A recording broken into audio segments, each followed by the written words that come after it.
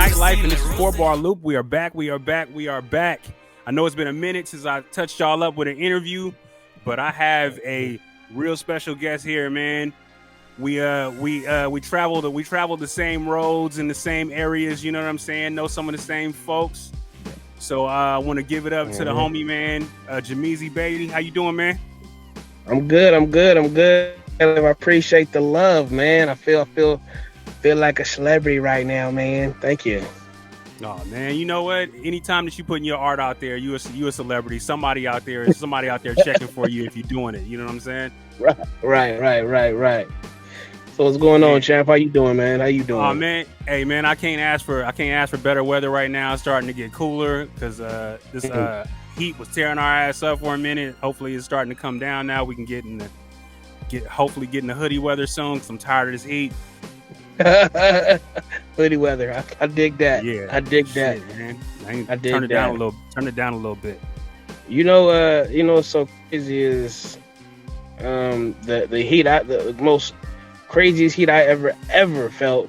I thought it would have been in Vegas. You know, when I went in August. Nah, bro. When I went to Phoenix, that was tremendous. Like I can actually see this. I don't know, maybe I was hallucinating or something, but I saw the waves, bro. It was so hot up in that thing, bro. And this was during the day, it was like 125, and then at night it was like 106. I was like, this is crazy. Like, who can live like this, bro? People was jogging actually around that time. Right. So, you know what's ill is that I went out to Arizona, man. My daughter had a pageant out there. And I went and I packed nothing but like flip flops and shorts and t-shirts and shit, man. And they had a monsoon out there. It was storming hot ass rain out there, dude. It was crazy. I had nothing. Man, I was running back and forth to get shit and take her to her events and everything, man. And getting rain on, it was crazy. That's crazy right there, bro. Like you expecting like you on some beach weather, and that thing came out and rained on you one time. Right. That shit was crazy, man. I hear that, man. All right, man. So let's go ahead and get this thing jumped off. You got it. All right. So when did you get your start in music, and how did that come about? Actually, my start in music, man. My whole family is musical, man. My granddad is actually who got the ball rolling. His name is Tony Simon, rest in peace. He used to play with some of the legends, man, like, the Carlos Santanas, the BB Kings, Little Richards, the Drifters, the Coasters, Tower Power. Like, I mean, the list goes on and on, man. I mean, even backstage having guitar playing with the Jimmy Page, from Led Zeppelin. My love of music came from my granddad, man. You know what I mean? So, and it just transitioned into my mom's passion in music, my grandmother's passion in music. Like, my whole family is musical, bro. My whole family, man. So it was in the bloodline. Yeah, it seems that that's actually brings my next point, man. I see you got lineage with these Bay Area legends, man. I mean, RBL Possie, Black C, man. Has he done things to help influence you or kind of turn you in a direction as far as inspiring your music? He's a distant cousin, but knowing that, 'cause I was listening to the music and I fell in love with the music, and my mom was like, that's your cousin that you fall in love with, and I was like, what? Like, yeah, that's your big cousin. I'm like, it even made me pay attention even that much more. So, but hearing how they influenced a whole generation, man, just by having an idea to put music together, and you had so many people blossom from that. Like, I was always infatuated with how a group of people can turn on a group of people, and then it just start flowing from generation to generation, man. Still to this day, "A Bluebird on My Shoulder" is one of my favorite songs Yeah, to this man. day. I'm telling you, man, that's what I listened to coming up. It was like, that was tapes that was in rotation that I had. Of course, the Too Short, Spice One, Oh yeah, oh yeah, 415, RBL 415. Possie. You know what I'm saying? I mean, it Yeah, was like that stuff was all in rotation. So I completely get where you coming from with that. So yeah. that's real good to hear, man. As far as listening to your sound and the music that I've heard from you, it doesn't really sound like it's regional. The Oh, Bay Area has a Bay Area sound, but your sound does not sound regional. It sounds like you are, it sounds like that it could go over on pretty much on any coast or any place and oh man, I fit appreciate right that. in. Um, I appreciate that. Thank what you. are some of the influences that helped you get to that type of sound? It's crazy.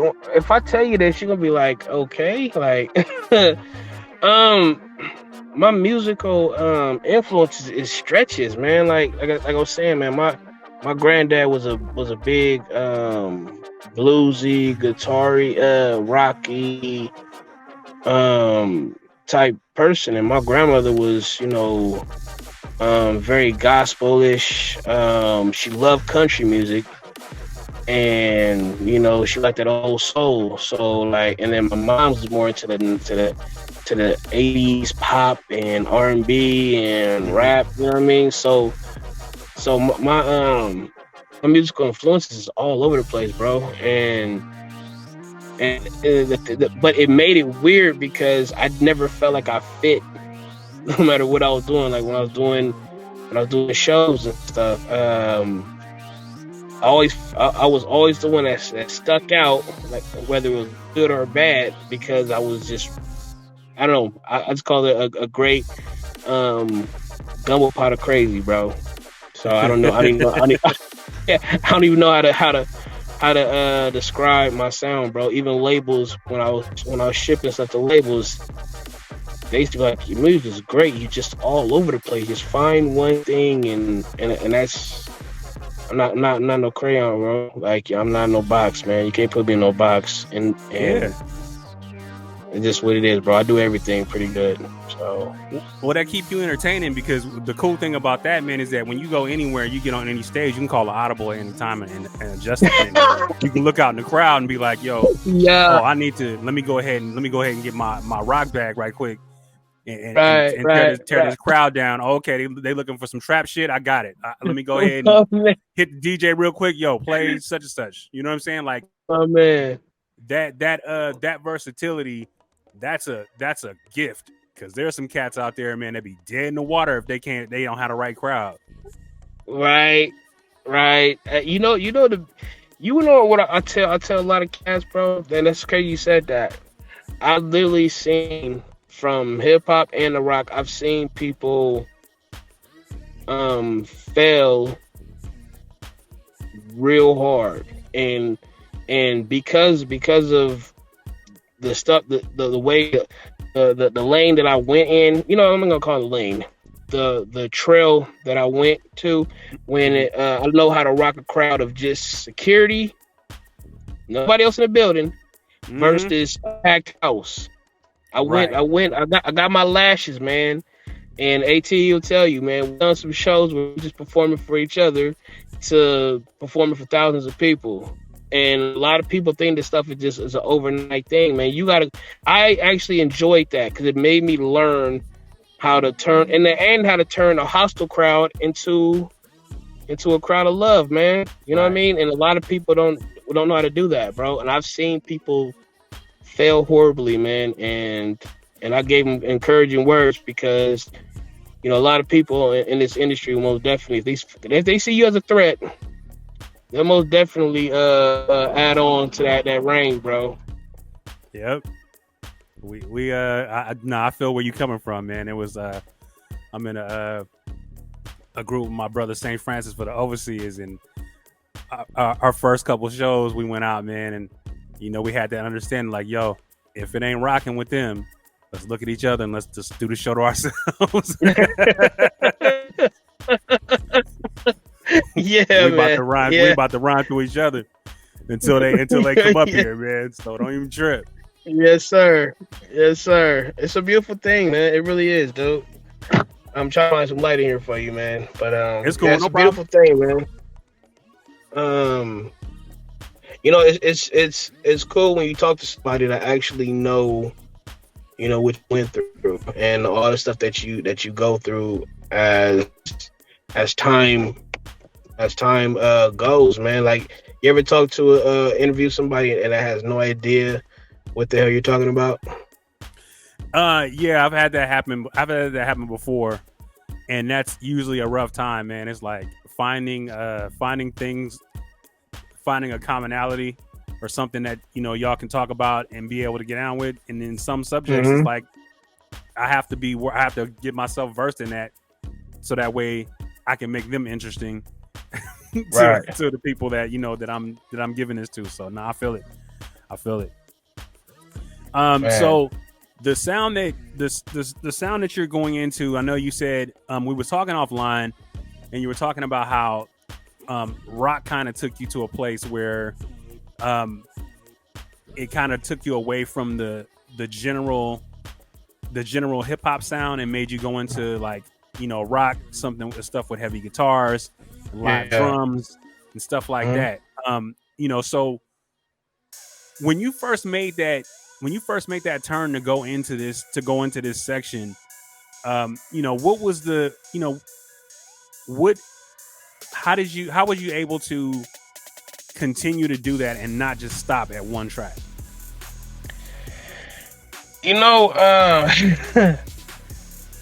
It's I don't know. It's crazy to even hear you say that, because I know we talked before we got on air, bro. It's like the whole rock thing, man. It felt everything was going wrong at the right time. Like, everything was going wrong at the right time. I just got off of 3 back-to-back tours. I was on one with Nipsey, then I jumped on one with Jacka, and then I jumped on the one with 40, and I was about to go do a couple of shows with 2 Chainz. Before that happened, like right before I was about to do that stuff with 2 Chainz, I ruptured my Achilles. Oh man! Helping a lady push her car out of the street, and she pressed the brakes on me as I'm pushing her car out of the street into this little alleyway where the park was. She pressed the brakes, and all I heard, and I'm laying on the floor, and I'm like, wow, all of this happened when all this good stuff was going on, and then my life started collapsing. My mom got sick, and it ended up, I was so down. My dude that was he was my road manager. He was like, hey man, I know you're in a bad spot right now. Just channel that into your music. And at that time I was like, F music. Like, all this bad stuff is happening, bro. And we ended up doing this drag racing song, and the community ate it up. And mind you, how it is in hip hop, man. Everybody wants you to be a certain way, and they're judging you and the music just because the music is not what they want you to do or expect you to do. And mind you, I kill shows, bro, and it's no joke. Anybody ever see me do a show, they know how I get down. Yeah. Like, I just completely like labels. I shut everybody out, bro. Labels and everything. I swear to you on my life, man. And just the realness of the love, bro, that I got from that song, it like rejuvenated me, bro. And trust me, I was like a fish out of water doing this rock stuff, man. Like a fish out of water doing this rock stuff, bro. Some of the and when we was in there recording it, we all looked at each other. It was like, and the drummer, his name was Inked Up. He was like, we should do this. And I was like, for real? And the guitarist was like, yeah, we should do this. It sounds really good, man. And then it spun from there, bro. From there, man. I don't know if that answered your question, Yeah, but yeah, it did. yeah. So with you taking on when you taking that on, um, how's it been getting around the talent rich Sacramento music scene? Is that having rock kind of being at the forefront of what you're doing? Has that given you a leg up on, positioning yourself to get looks and shows and stuff like that? You know, it's fun. I didn't even with the hip hop stuff. I didn't have problems getting shows, man. People were showing me love, bro. Like I said, it was a lot of love. It was just too much of the snakish stuff, man. You know what I mean? It was way too much of the snakish stuff. Like I was getting love. My songs was being played on 102 and 103. DJ Tosh was taking my meetings and stuff. Like we was talking all the time, man. He gave me information that he probably wouldn't give a lot of people. I was doing shows in LA. Like I was it's so crazy. Like people people would be very upset if they found out the stuff that I've turned my back on. All the years of the work of going to meetings and people not showing up to now that if I call somebody, they'd be like, I'm there. Or they're buying me lunch to have conversations and stuff like that, bro. I was getting love, bro. Sold out shows, man, with 40, 2 Chainz. I was gearing up to do some stuff to when Rick Ross was coming out here. One of my good friends, Ty, man, he did a lot of beautiful things for me, man. A lot of beautiful things for me. I owe a lot to that man. Put me in the right position. I was doing stuff with Problem, doing shows with Problem. It was cool, man. It was a beautiful thing, man. So to answer your question fully, rock just shifted me into a different area, man. I did majority of my shows in the Central Valley, LA, Montana, Seattle, Wyoming. Like it took me places that I even did a show where it was Aryan Nation Brotherhood was the crowd. Oh wow. And when I tell you, when we pulled in, I hopped out that van. I was like, "Ooh, I don't know we're gonna do this one, bro. I don't know we're gonna do this one, bro." But I tell you what, though, it was crazy. I swear, music heals everything, bro. It blurs the lines. When I got off stage, when I tell you that these dudes would have been offended if I turned down a shot or a beer they was offering. It was crazy. One dude told me that he was about to say the N-word, but he caught himself. He said, I never had a conversation with a black man, but you touched me with your music. That's dope, man. Dude. So I grew up in a family, man, where I had so many races in my family, bro, that I didn't see color like that. And rock helped me bring people together that wouldn't have never talked to somebody of color. Absolutely. So to answer your question, it helped in different aspects. I don't know if my hip hop would have touched people the way that my rock has. Well, that's cool. I mean, you seem like is the rock side like more of your is that more of where you are creatively and I think spiritually about your music? Is that more rock, or is it just is hip hop is still like your foundation? Like, oh man, hip hop is gonna always be the foundation, brother. Always. From the moment I heard, I can't even tell you what the first hip hop song that really got me, but I will say the one that was very memorable, and that probably explains why rock kind of slid in a little bit into my heart a little bit. But that Run DMC and that Rock This Way with Aerosmith. Yeah. That was the first time when I was a kid. I remember like being glued. Was it MTV at the time? Was that MTV at the time that was Yeah. being shown? Yeah. Yep. Yeah, like it was had me glued. But outside of that, man, it was Michael Jackson really that really sparked everything. Real talk. Yeah. So Definitely not no bad influences out of that, man. That's absolutely that's good business. All of that. man, I appreciate you, brother. So as far as today there's a lot of competition, and it's interesting to see how, with the competition being the way it is, how folks navigated around the pandemic. What was some of the things that you were able to do to creative things, not necessarily giving away your secret sauce for your promotion or anything? No, it's all good. What were some of the things that you did in order to make that adjustment when the live crowds was not popping and all of that? You know what, man? I wish people would stop doing that, brother. If there's a way to help somebody, man, we need. I think it's our duty, man, to share. If we call it secret sauce, to share these things, man, to make it. And that was one of the things I mean to go left on a. It was a thing. That was one of the things that pushed me away from hip hop, bro. Is when people could have helped somebody else and they didn't.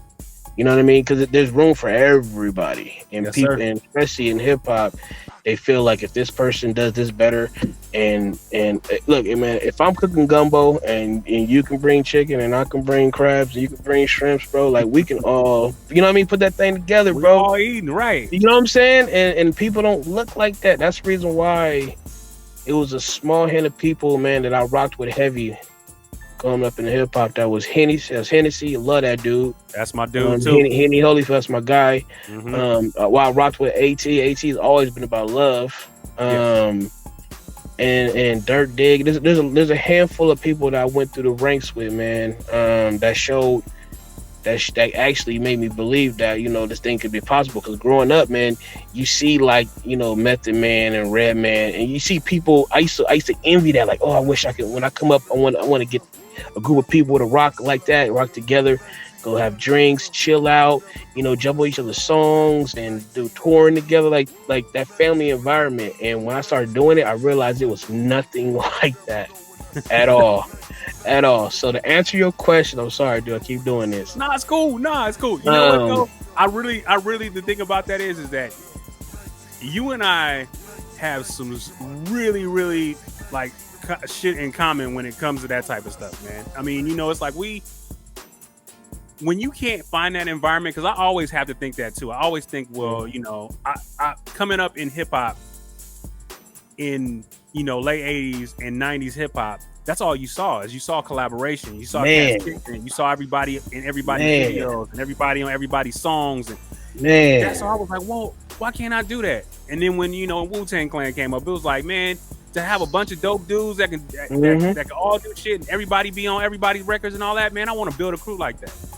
So I completely understand where you coming from with that, man. It's just this is a selfish time where cats is like me instead of we, and I hate that's it. why you don't have. That's why you don't have it. I hate it, bro. I hate it, man. I hate it with a passion, and because my brother, shout out my brother Deshaun, National Music League. My brother, he was so upset with me because we spent so many years building up our brand to the point where we had big ass labels like okay, I want you. And then when things start coming really, really good for us, I jump shift, went completely left to a whole different genre. He was hot. And I had to I can't make him understand, like, you're not the one that's dealing with the snakes. He's like, man, F that, nah, forget that. I'm like, it's not the same because you're not the one dealing with it. Mm-hmm. I am. And I tell you what, when I start doing that stuff with The Rock, bro, it was nothing but love, bro.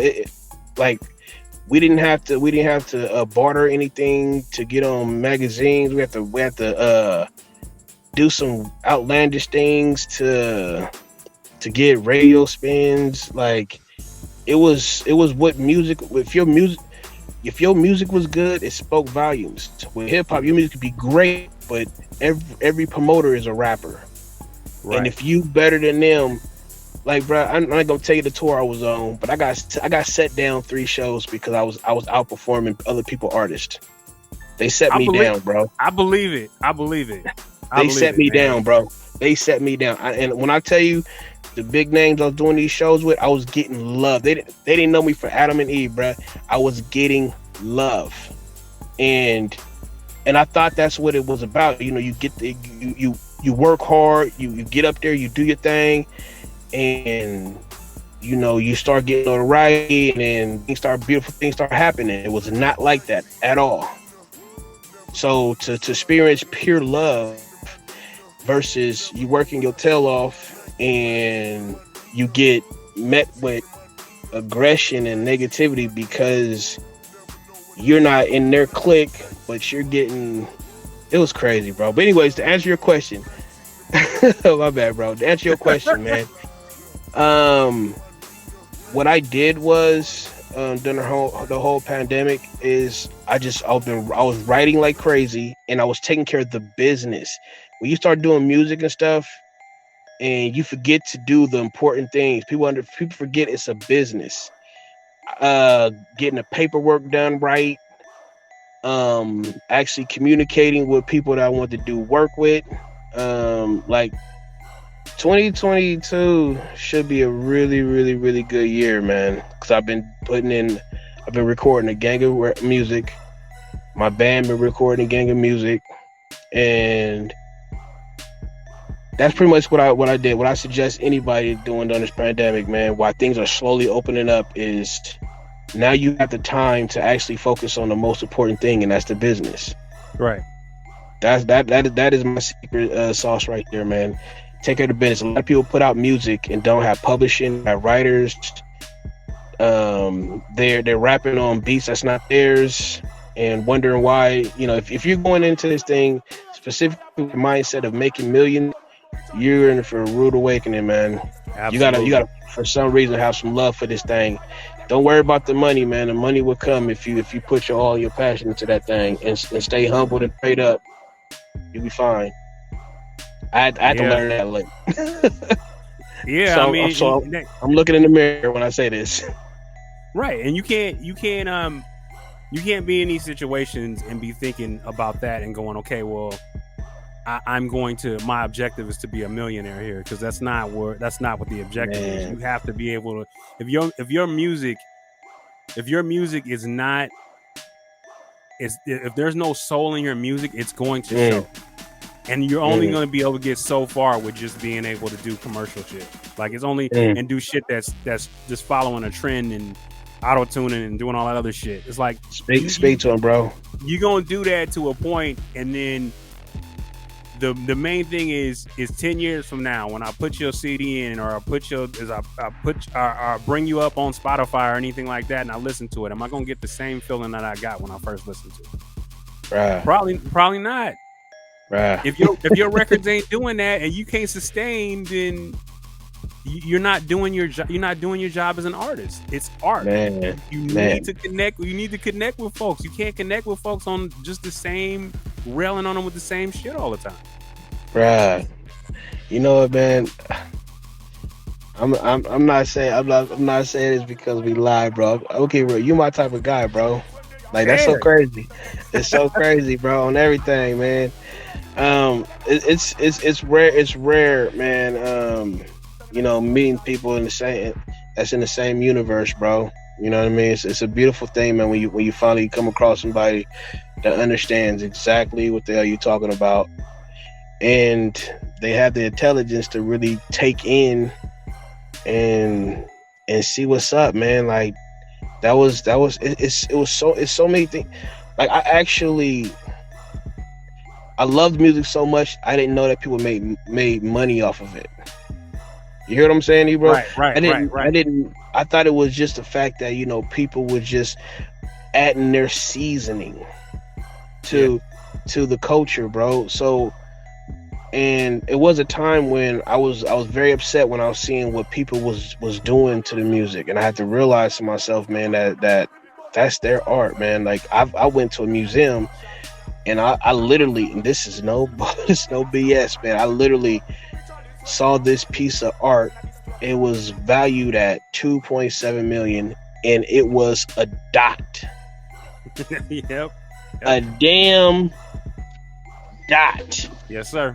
I was like, who the hell gonna buy this? It was all white, and the dot was probably as big as my damn pinky. A dot, and I'm like, 2.7 million for this? And it was, and then the lady came to me. And I asked her legitly, like, "Is this real?" And she said, "Yes, it's sold. It's being sent out in 2 weeks." I was like, I'll be damned. So I had to learn that there's every. Let me ask you a question. Who is your favorite rapper? I probably got a couple, man. I'll probably say the DOC is probably one of my favorite rappers. Pharoah Monch, Odyssey, Ice Cube, of course, big influence for me. I mean, so around there, Jizza from Wu-Tang Clan is one of my favorites too. So it's like I gotta, my stuff is pretty on the diverse side as far as what I like too, man. See what I'm saying? Now, if you go ask, you can probably line up 10 rappers, and all 10 of them will tell you who they think who their top rapper is. And now, if you can grab 10 rappers that was probably born before 95, and they will be probably around the same thing that you're talking about right now. You grab somebody that's born in 2005 ish, they'll probably be in the Lil Waynes and the Jeezys. Like I've heard somebody tell me that their favorite rapper, and I shit you not, their favorite rapper was somebody named Squeegee Man. I don't even laugh at this shit no more, to be honest, because it's like it's normal behavior now, man. Bro. Because he called himself Squeegee Man, I say I have to see this. Right. And when I did this, he wasn't even a rapper. He was somebody just making funny jokes and had a Windex bottle and was saying squeeze, squeeze, squeeze. And I said this. I went to the kid. I'm like, "This is your favorite rapper?" He said, "Yeah." I was like, "Wow." So that let me know art is subjective, bro. It's subjective. So I just, man, if you got something to add to the culture, cool. The only thing that I ask is don't play with it. Yeah, and I don't want it to sound like it's sour grapes on anybody's style or style of music or whatever, or what their preference is, because people gonna like what they like. Right. Period. I can't tell nobody. And if they making millions of dollars off of it, more power to you. You know what I'm saying? Your marketing is amazing. High five. I understand that. But at the same time, it's like, to me, I need to have emotional connection to my music, and I need to be responsible as an artist and make sure there's a emotional connection to my music. Yeah. If you don't get it for the, if you don't get it for the lyricism, and you don't get it for the emotional connection as to me telling you a story about what's happening, and those are the important things with art. But that's to me. That's not to somebody that just want to hear a track where somebody is making a bunch of sound effects for 2.5 minutes. He said sound effects. Preference. Yeah, it is. It's this shit's low hanging fruit. It's easy to catch on to. It's like singing ABC for kids. Okay, it's ABC is done in a manner, so where kids can get it, and it's easy to hold on to. So a lot of the music follows that format. and Yeah, man. you're gonna get that shit. So I mean, you know, Yeah, it's just, man. you know, don't hate the player, hate the game. I mean, you know, I don't hate that shit. I get it, but it's just not for, you know, it's not for me. Yeah, I hear it. I hear it, bro. I hear it, man. I hear it. It was, you know, it's crazy. The last time I actually did, speaking of the matter, last time I did a hip hop show was probably like 3 years ago, right? Yeah. And I it was in Tahoe, I believe. Yeah, Tahoe. And it was about 27 people on the performance list. And the guy, he was my guy, and I call him D Double. He was like, okay, Meezy, I'm gonna put you in the middle because I know you gotta drive all the way back because you're not staying overnight. I said, nah. If I close my eyes, which I actually did, my road manager's with me. I closed my eyes, and the only thing that changed was the tone of the voice. It was, bro. I was like, whoa, like really everybody sounds like this? Yeah. Like everybody sounds like this? It was the tone of the voice and maybe a couple of synths here and there and a different clap here and there, maybe a tempo change. But other than that, I heard them shoot about 1,000 guns.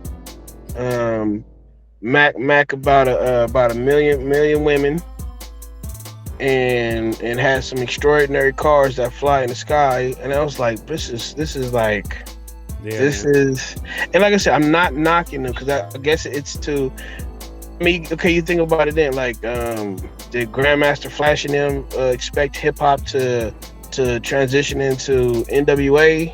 Right. Did they expect NWA to transition into Timbaland and Missy Elliott and then spin off to Outkast and then spin off into with Jay and Rockefeller and then was doing, and then to Cash Money and then to 3-6 Mafia? Like Right. I appreciate, you know, every culture and every part of the planet putting their imprint on it. The only thing I had a problem with is when I was at the show, I did my thing, I got love, and I actually got some hate too by other artists, and I'm like, damn, I didn't say nothing about you sounding like the umpteen people before me. You know what I'm saying? I didn't say nothing about it.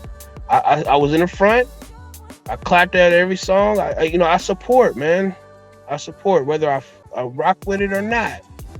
I support because it take balls to get up there in front of strangers and put yourself out there, whether you feel is good or not.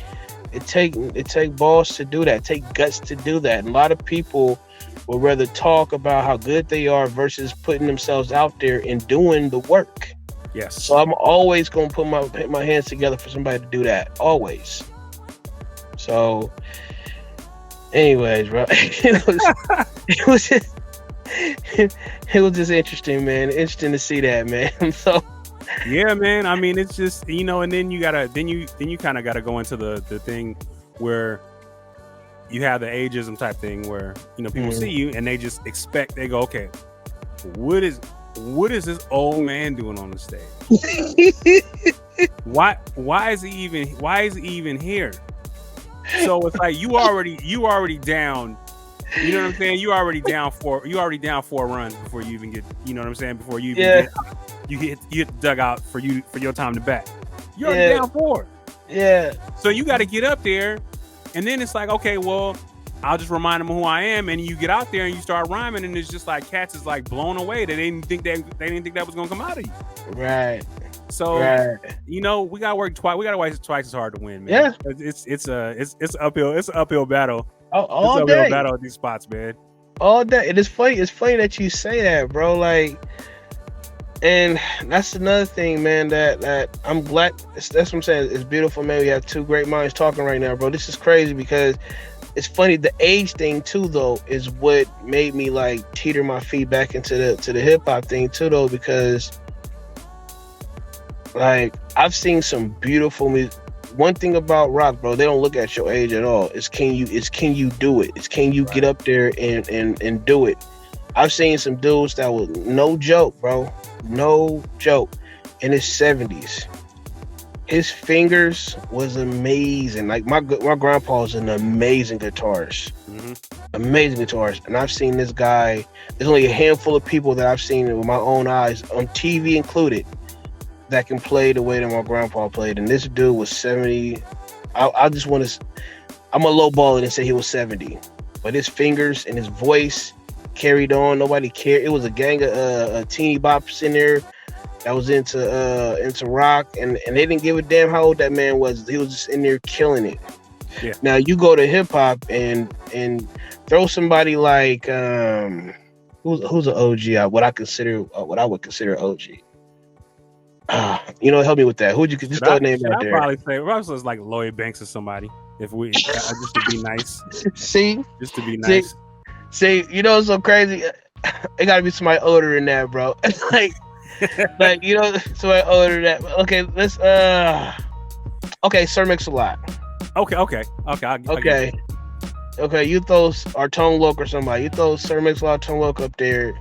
These young teen boppers in hip hop would look at him like, before they even say anything, they'd be judging off top. And I realized that these mans got hits on top of hits, and probably had their moms throwing panties on stage, or their grandmas, or whatever.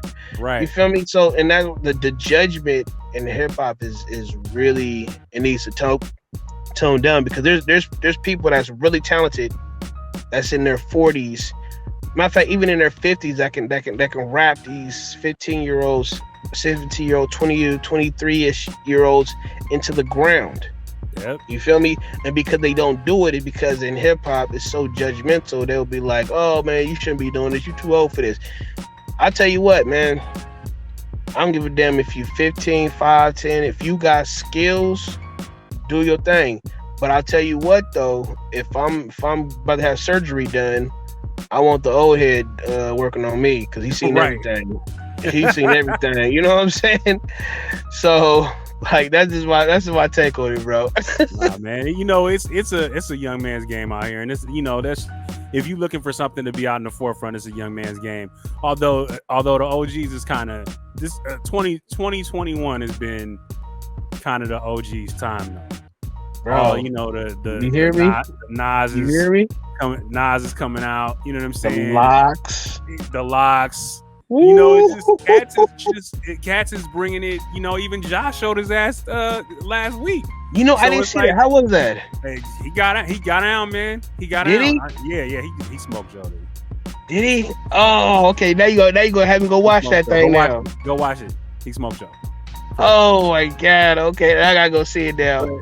But man, I mean, you think about this year and the amount of artists that have came out and have done stuff, and the age hasn't mattered. The music still rocked everybody. The music still rocked everybody. And especially man. It resonated with us because we came up with those artists.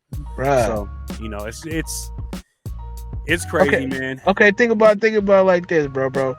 It's so crazy. I was actually about to go grab something to eat. I think it was like a couple of weeks back. It was some new dudes talking about some young heads talking about, man, did you see Jadakiss? I didn't know they had good songs like that. And I'm thinking in my head, like, now the Locks, after they did the thing with Dipset, both of their catalogs went through the roof on Spotify. So that's a whole new different generation. Now they showed them what real MCing and showmanship looks like. And that was so beautiful to me, bro. Like it to be honest with you, that lit a fire in me, bro.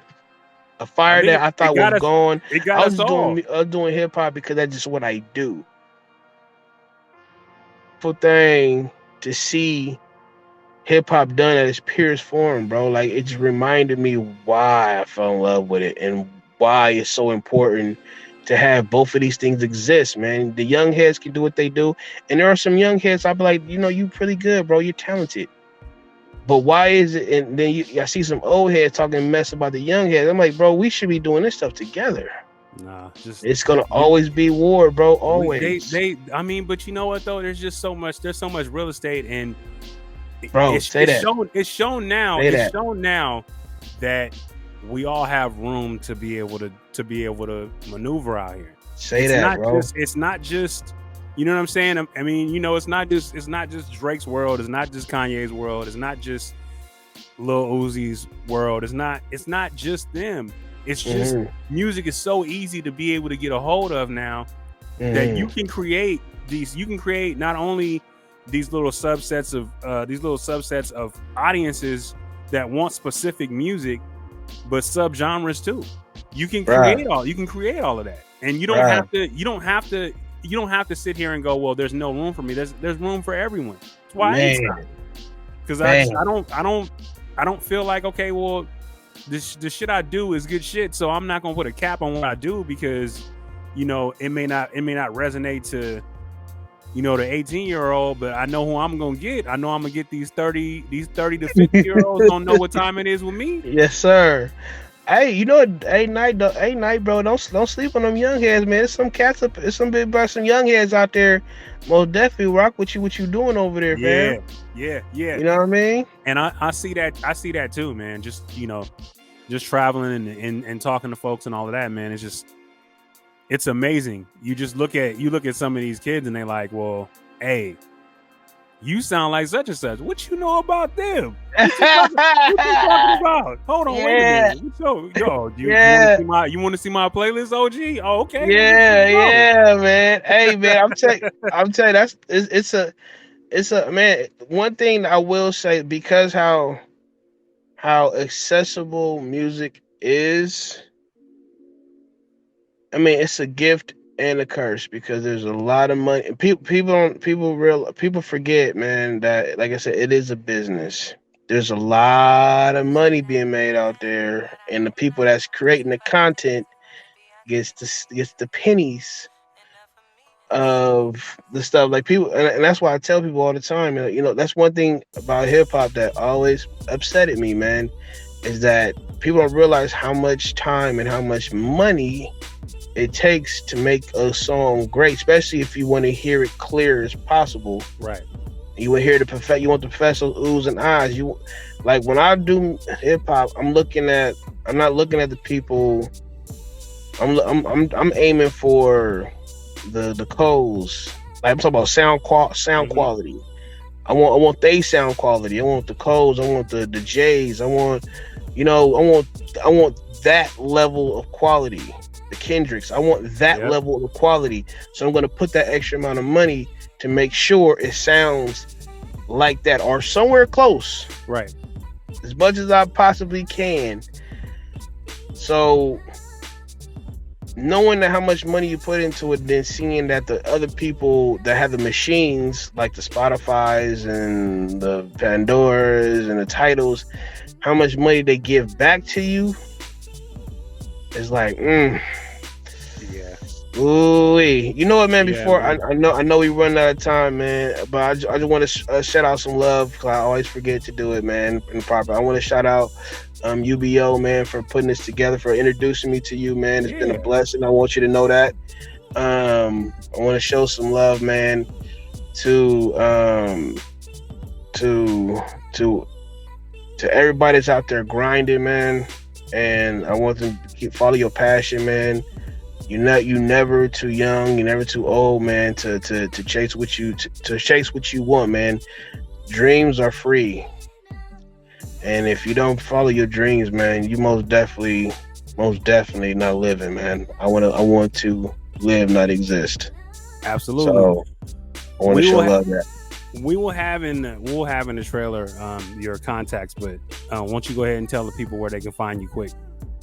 Oh, man, Spotify, Pandora, Tidal, YouTube, everything from anything that Jemeezy. All you gotta do is type Google Jemezzy Ba'Be. That's Jemezzy Ba'Be, and also follow my band Diversity of One. That's DIVERSITYOFO.M.E.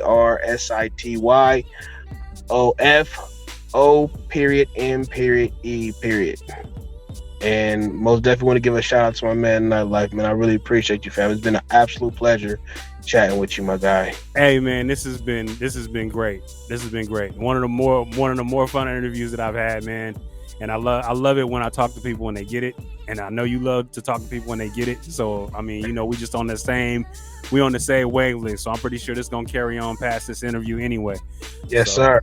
I most definitely anticipate that, my guy. We gonna lock in, bro. Yeah, absolutely.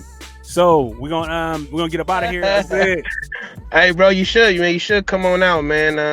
October 16th, man. We're gonna be at the boardwalk, man. You should come out, Night. Oh, there ain't no shit. I'm coming. You say October 16th. I'm there, bro. I'm there. Just just do what you do. Do what you do. Inbox me. We friends on Facebook, man. Hit me. Let me know. I'll be there, man. I'll be there. Oh man, I appreciate you, Brody. All right, we're gonna get out of here, y'all. Difficult roads often lead to most beautiful destinations. Shoot your shot. Go for the win. You might make it. Peace. Hey.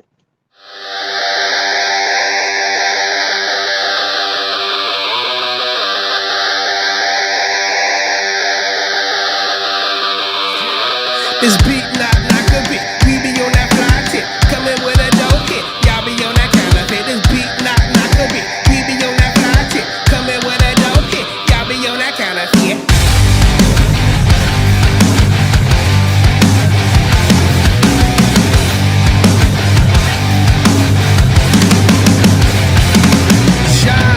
You already know what time it is. Jemeezy baby, reppin' for the Cali, baby.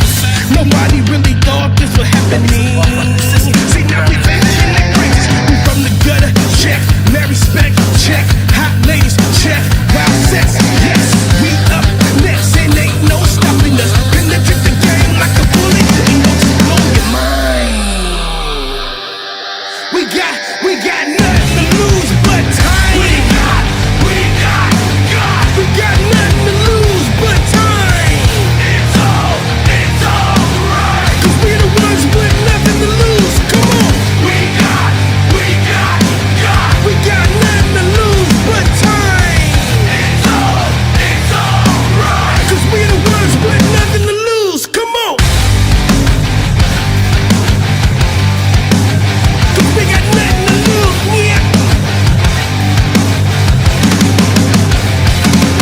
Yeah. You gotta work harder and smarter. Living in this world, you're born a target. That's garbage. So I just simple it don't roll a little, roll up my sleeve. I give the world the middle finger. Thoughts linger as I decompress on what's